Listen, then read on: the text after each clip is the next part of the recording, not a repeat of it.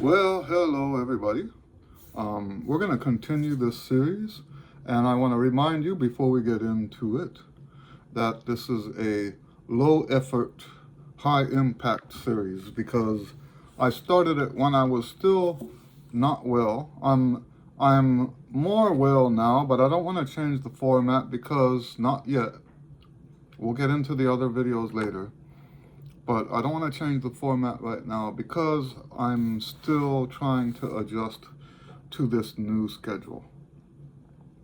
So, just so I can get a new video out there, we'll stick to this series and this format, which is, as I said before, low effort, high impact, right?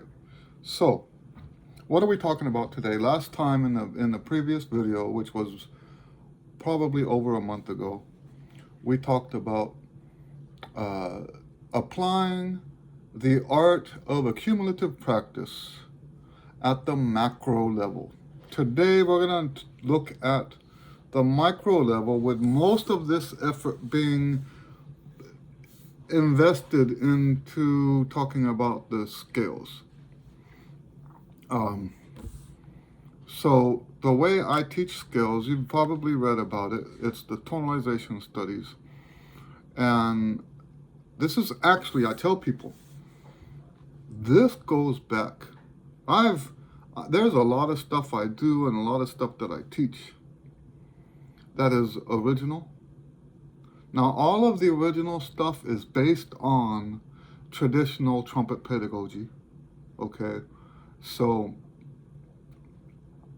there is a foundation there, but there were a lot of things along the way that did not make sense to me, and I hear people say stuff like this, and they do it from a rebellious position, where I think that can help sometimes collect supporters and fans, because there are so many people that have been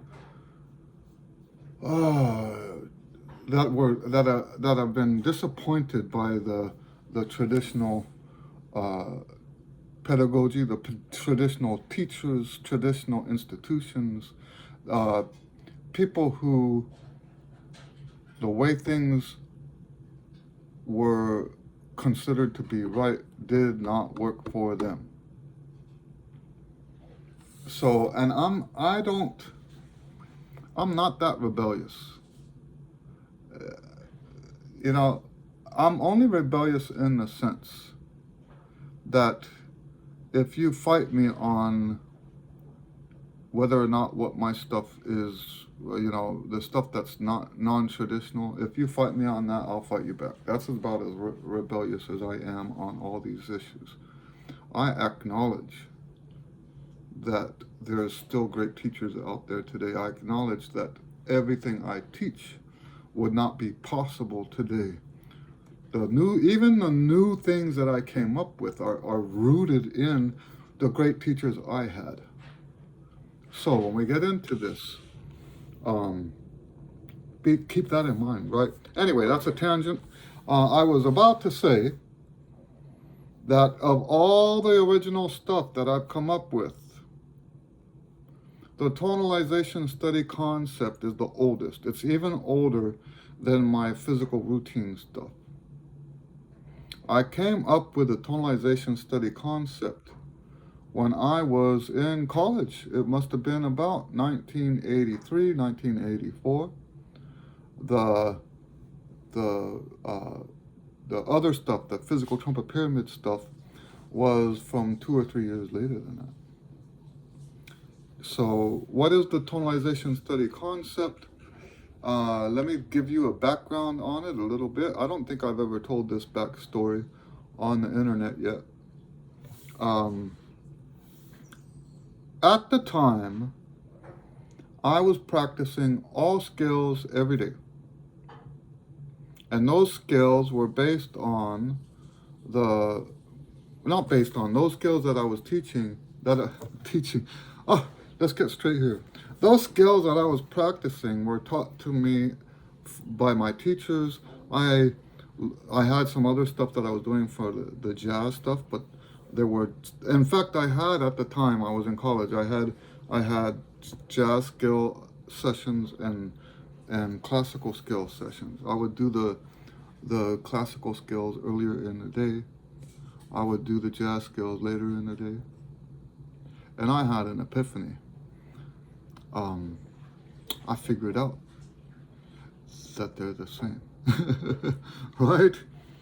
And I had all these skills that I wanted to, they my playing up to that point was fashioned by those assignments that I got from those teachers, right? Um, so here's what I wanted when I sat down to put the tonalization studies together. I wanted the best of all those skills. The best of the classical merged with the best of the jazz. That's what I wanted. And I broke them all down intellectually, like theoretically, into what their benefits were, my perceived benefits of how those skills worked.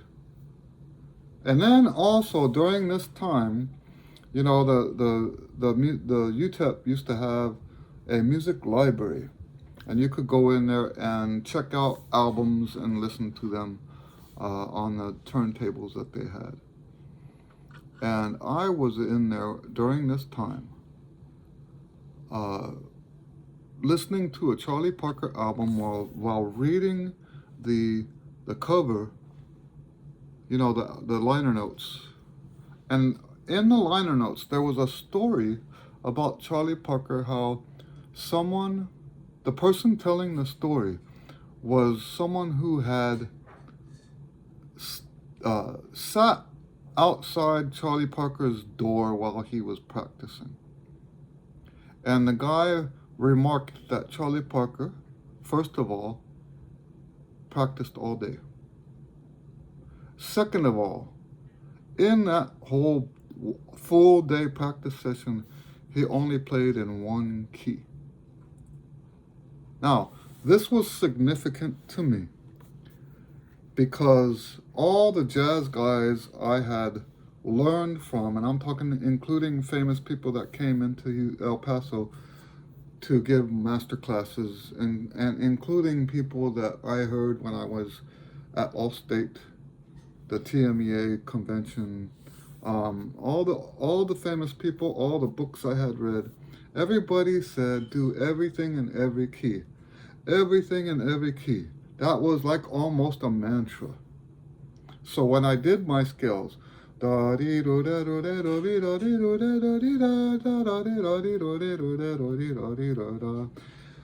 a half step, and I would go through thirds like that during my jazz skills session. I would do thirds like that in every key. Then I would do whatever pattern I was doing, I would do that on the scales in every key. And then on the same thing with the classical stuff, almost always it tries to take you through all the keys. So reading about Charlie Parker practicing in one key, that was mind-blowing for me at the time. Now, let me tell you about this, because there's a bit more to the story here. I started this practice everything in every key thing my sophomore year in high school. All the 2-5-1 licks, all the scale patterns, everything in every key. Why was it? And this is what was frustrating me so much those first years in college. Why was it that I was terrible improvising in every key except one? I was good improvising in the key of G. Not C, not F. I was okay in C, I was okay in F, but terrible at everything else. Why was that? Well, I figured out that the reason I was so terrible at all the other keys was because all the tunes that I was performing with the band. Now, I did go to jam sessions, but that wasn't often enough to balance out with the what was going on in the band. So all the tunes I improvised on since high school, I figured this out. They were all in the same key. Now, that's probably just a coincidence, right? But that's how it was for me for, let's say, 6 years. Every song I got to improvise on was in the key of G. Well, of course, my skills in the key of G were going to be better than all the other keys, even though I was practicing in every key. See, and this is what the revelation was from that. Practicing in every key doesn't give you skill in every key. It gives you great technique. Practicing in every key will get it helps you train your ears, it gets you great technique. You know, I remember in those days, the way people thought about jazz improv is they said, well, if you just have enough technique and an ear, you can play anything. Because the technique will follow your ear and you just can play anything. That's not true. And you know why it's not true? We are creatures of habit. We're creatures of habit. And whatever it is that we do much of will always be better than what we do not do much of. You know, I like to compare the way people practice skills traditionally. Not the people who do my tonalization stuff. Traditional skills. I like to compare that to somebody trying to, because each key is like a language. So if you try to learn 12 languages at the same time, and you learn hello, hola, right, in different languages, 12 different languages, then you go on to goodbye, 12 different languages. Then where's the bathroom, 12 different languages. You do that for 4 or 5 years, you still won't know any language. I've had people tell me since I was young that if you want to learn how to speak Spanish, go to Mexico for a couple of weeks. I almost said a year. That would do it. Go to Mexico for 2 weeks. To a place where not one of those resorts, right? They'll tell you go to some place where they don't speak English. And you know, I got a taste of that.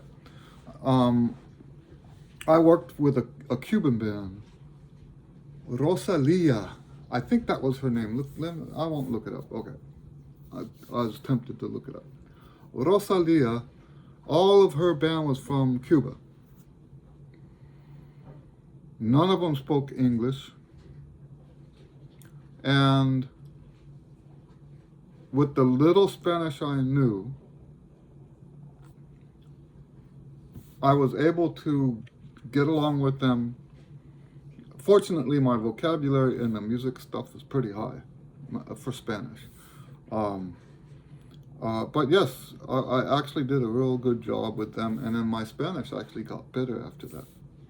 But yes, I was with that band, I think about 6 months. And no, they didn't speak any English at all. And that's how you learn. And that's the same concept as with the tonalization studies. You know, the tonalization studies, not only did I pick the patterns or organize the exercises in a way that have all the best features of every skill I ever practiced, but it's also, so that's part of it, right? You could say that's almost like the vertical part of it, okay? The horizontal part of it is this saturating your mind in that key. So instead of doing 12 keys in one day, you do 20 exercises in one day in one key. And if you really want to soak, you do the same key for a week or the same key for a month. The first time I did a month, I was already a pro by that time. And at that point, I hadn't done that yet because there's a little bit of a fear, right, that you have. At least I had. There's a little bit of a fear that says, if I don't practice that key for a whole year, right? Because if you're doing one key per month, you won't come back to that key until a year later. And there was a bit of a concern in that if I did that, I would not remember the key when I got back to it the year later. But here's what I discovered, is that when you spend more time, when you spend a whole month on one key, and keep in mind, at that time, I hadn't learned yet not to practice every day. So at that time, I was still practicing every day. And I was doing these scales every day. So you do those 20 patterns, 20 of them, right? 20 patterns in one key for 30 days. I'm going to tell you, you don't forget that. That's not something that after a year you're going to come back and your fingers forgot what to do. That doesn't happen.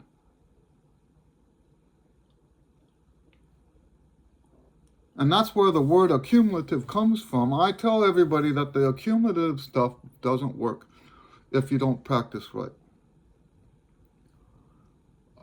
If the way you practice doesn't create more familiarity, then this accumulative stuff doesn't work. You have to practice in a way that it's more accumulative. And soaking in one thing at a time so that it saturates your mind. That's what we're talking about for the familiarity. We saw that in my education, where every song I got to play in public on improvisation was in the same key. So I was good at that key and terrible at all but the other two, right? I was okay at the other two, like I said earlier. So that's what we're looking for here, is familiarity. We want to soak in that thing. Now, why do we have to? Because we're talking about micro level now. We talked at the macro level, we're talking about changing around the types of practice sessions you have. In this case, we're talking about cycling the skills, because if you do, let's say even if you do one skill a day and you're not organized about it, well, let me tell you this. I have a special message for you in this video. You know, if you're a master of every key, you're a master of music. Think about that.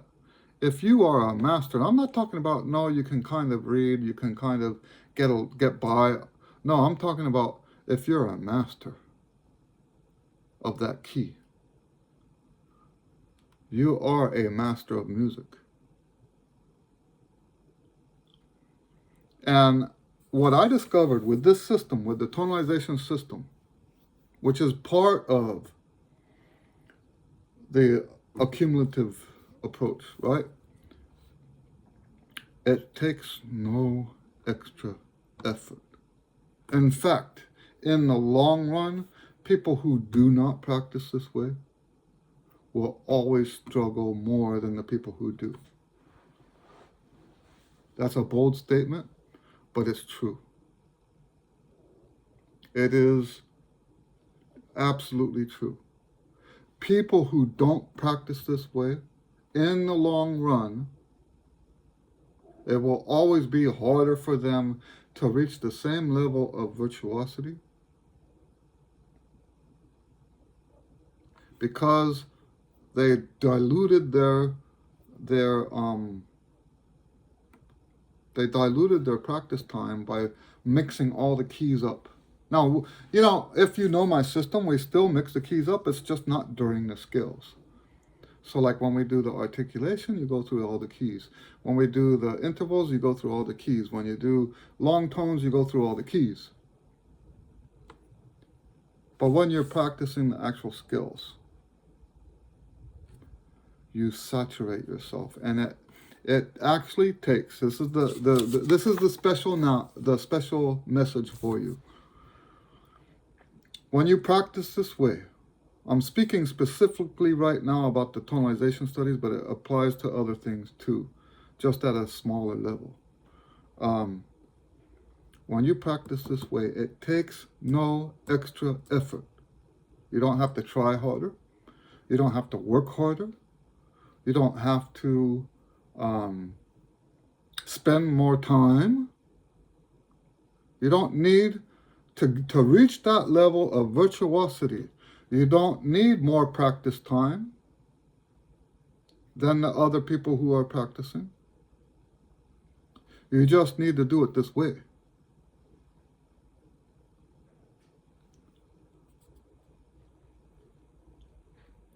So that's the main thing I want to point out here. It takes no extra effort. These scales that I'm talking about, to do the 20 patterns, roughly takes me about 15 minutes, depending on which range I'm doing, because the tonalization studies are set up for different range levels.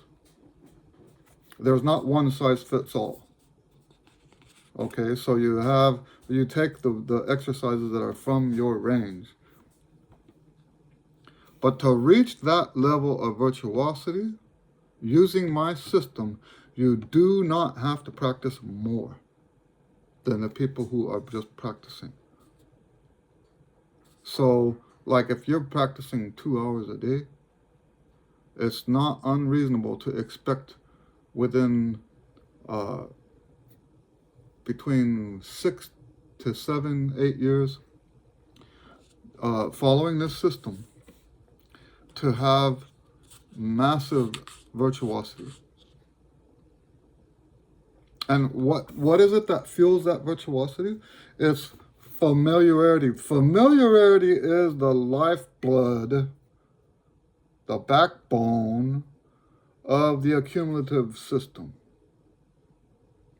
The whole point of the accumulative system is to build up layers. I like to think of it as layers of snow in Antarctica, right? You have that first layer of snow, you have the next layer of snow, the next layer of snow, and you have these layers that build up, build up, build up, build up, build up. Before you know it, you've got a glacier. That's how I see familiarity. And it's not just the time you practice, but anyway, what we're talking about here is the familiarity with the keys.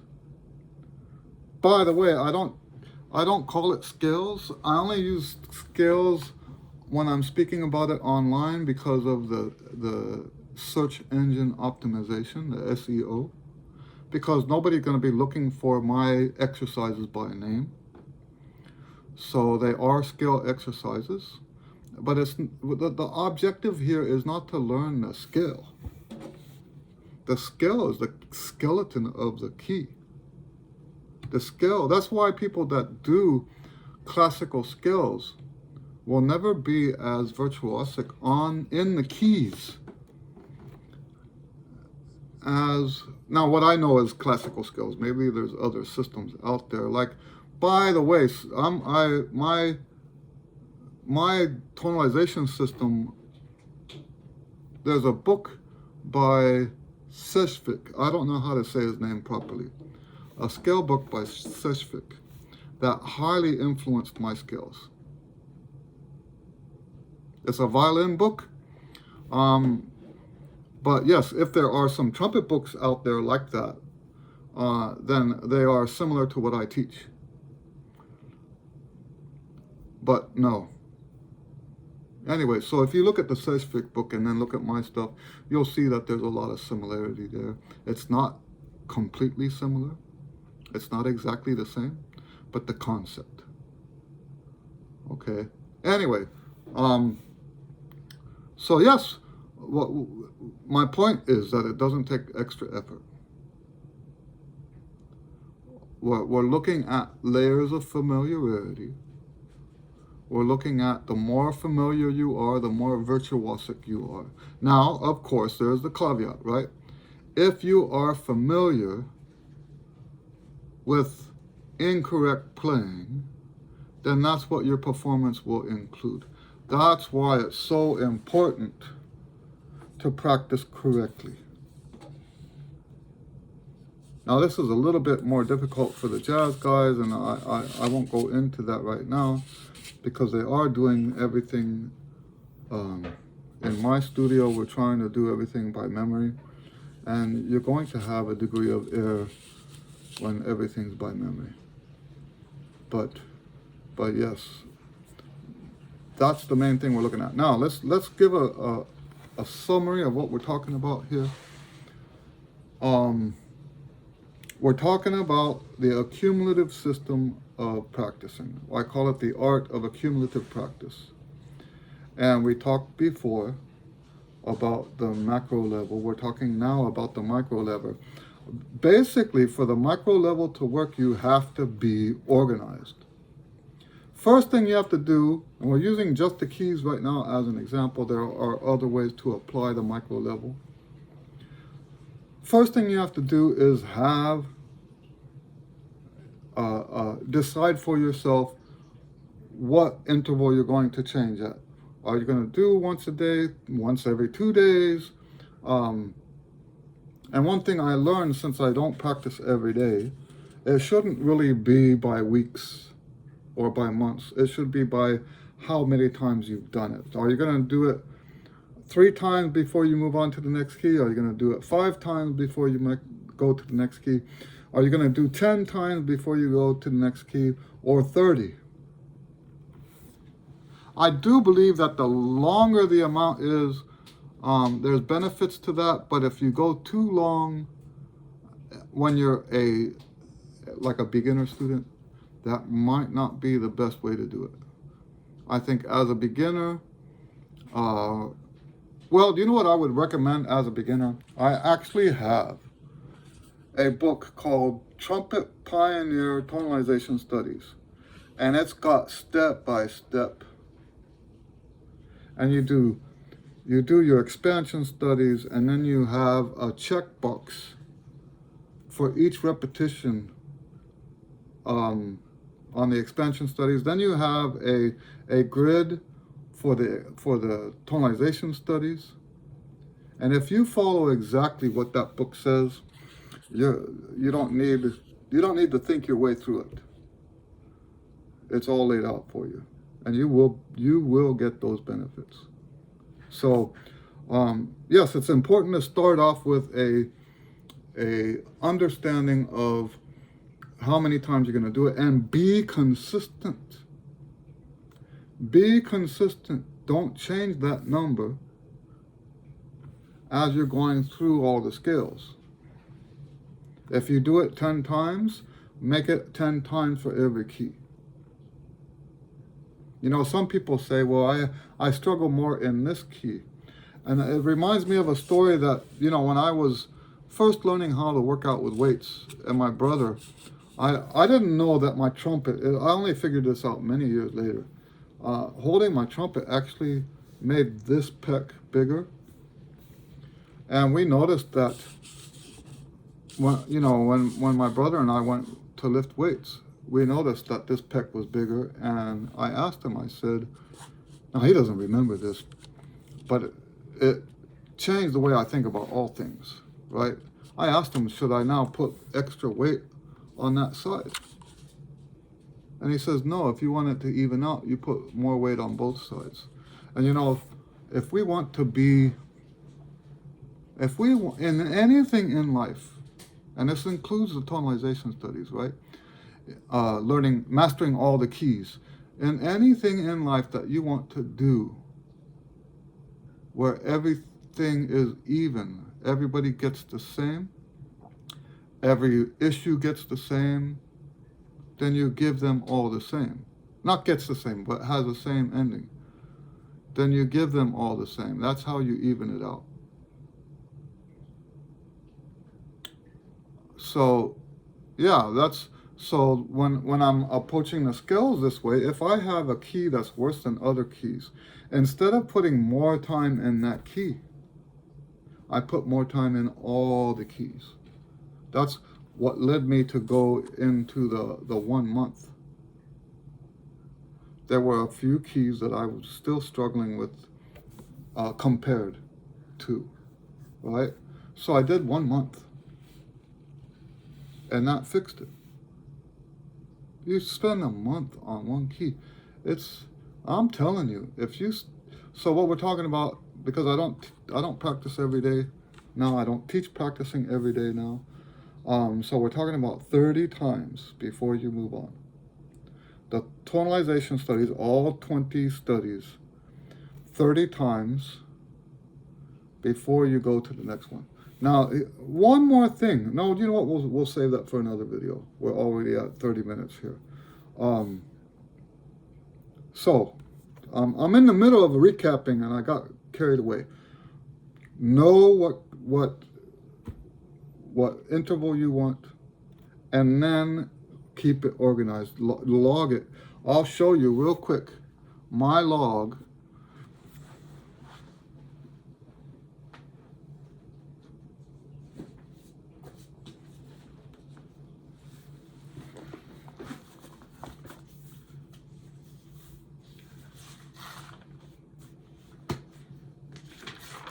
Here's a log that I have finished from a couple years ago, 3 years ago. Okay, this is the nature of the accumulative system. Without the log, the whole thing falls apart because you can't remember what you were doing. I promise you, the monotony of it will cause you to not remember. You have to be organized. You know, I told you there's other things that this applies to. I don't like to do double tongue and triple tongue on the same day. I don't like to. I either do double tongue or triple tongue. How do I make sure that I get equal experience, equal familiarity on both sides? So I put on the first page, mostly on the first page, but somewhere around the first page, I put 2 columns. Each time I do double tongue, I put a slash in that column. Each time I do triple tongue, I put a slash in that column. It's the same concept. In that case, I don't need to see dates. But I'm getting the benefit. I'm getting the benefit of soaking in double tongue. I'm getting the benefit of soaking in triple tongue. But I'm getting them equally and without any bias from one or the other. Same thing with the keys. Because I do keep a log, I get equal experience, equal familiarity in every key. And in this case, my scales don't, it's not just major scale. I also do harmonic minor, melodic minor, pentatonic. There's a bunch of scales that I practice. And so the main thing is to keep in mind that you have to be organized. If you're not organized, if you don't, like especially with the scales, if you're not writing it down, it's not accumulative. And there's mental aspects of that make it more true than just physically true. But it is physically true, but it's also mentally true. So that's how the accumulative approach is applied at the micro level. Is you have to, first of all, you have to have exercises that give you that soaking.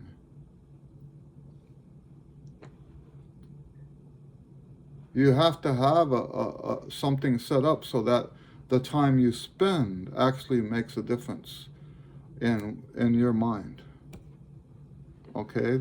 And the tonalization studies do that. I'm not trying to sell you the tonalization studies. I've done, when I wanted to take a break from the tonalization studies, I've done the Clark stuff this way, where you just do the stuff in that key. Go through the whole Clark book, only doing the stuff in that key.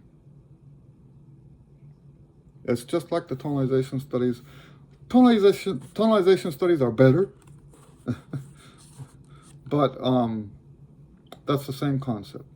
Instead of doing all of those Clark studies in all the keys, you go through all the Clark studies in one key at a time, then the next day do the other key. So, and it's the same thing, by the way, if you do the Clark studies, all the keys in one day, and then the next exercise, all the keys in one day, and then the next exercise, all the keys in one day, you're going to get great technique. You're going to get great ear training. But the horizontal application is not there. And you could say, well, Mr. Lewis, there's so many fantastic players out there that is precisely how they practice.